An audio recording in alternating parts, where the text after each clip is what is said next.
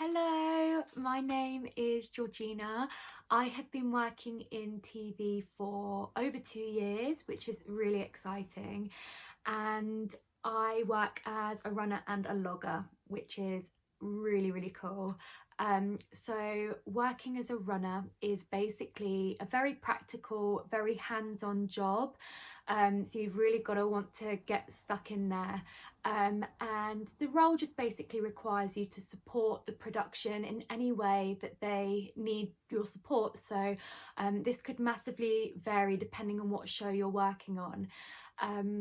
And a logger is somebody who transcribes interviews. So this could be live, which is also known as live logging, and normally most people use a software called Timecode Plus.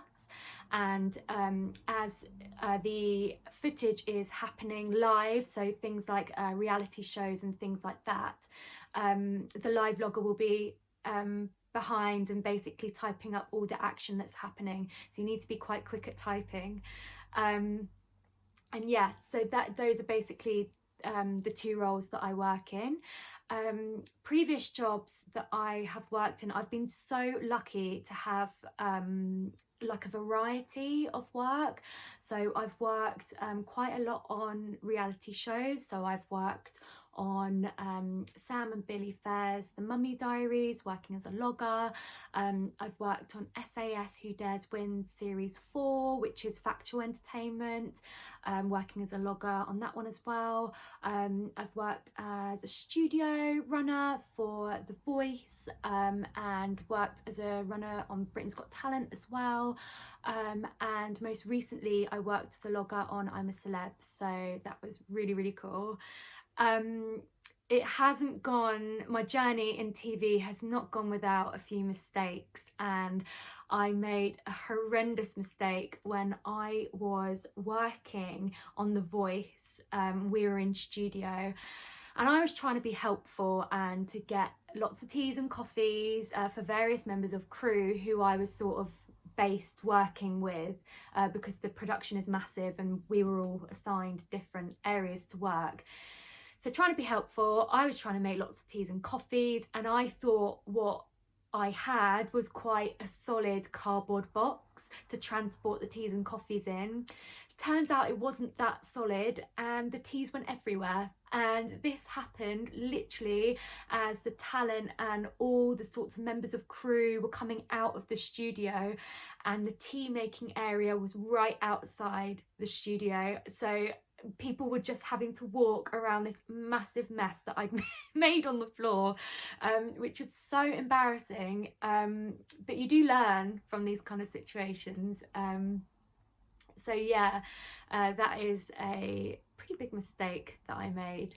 How I got into the industry, I was very lucky actually, because I'd been wanting to get work experience for a while, and I was on Twitter and I saw that ITV have an open hour. They had an open hour for answering questions, like a Q&A session, that their members of team will help people to answer, for basically breaking into the industry and things like that. And I knew that I needed someone to just help me with my CV and just to sort of look over it, because I was trying to get work experience, because that was sort of where I wanted to start.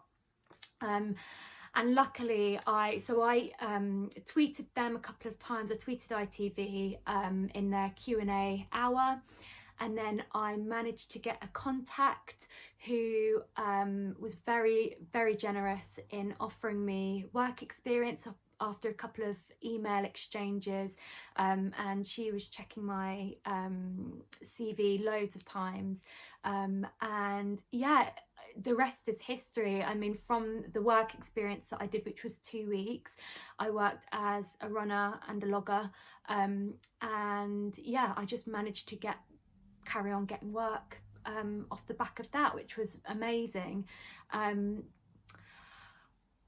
Something that I wish I'd known when I'd started out, I think I wish I'd known how much it is based on connections, because a lot of the people who you work with, in my experience, in the future may offer you jobs. So it's always really, really good practice just to be really nice to everybody, and just to be kind, because you don't know when you're going to next get your freelancing job. So it's all about who you know, and I know that's said so many times, but yeah, that's, I sort of wish I knew that a little bit more before starting out.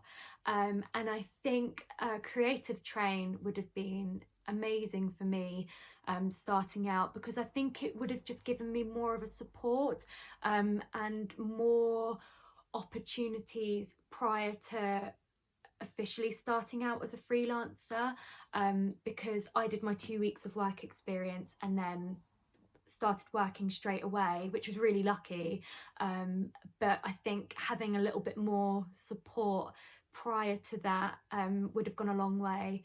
And yeah, thank you for listening. I hope this has been helpful, and hopefully speak to some of you soon. Bye.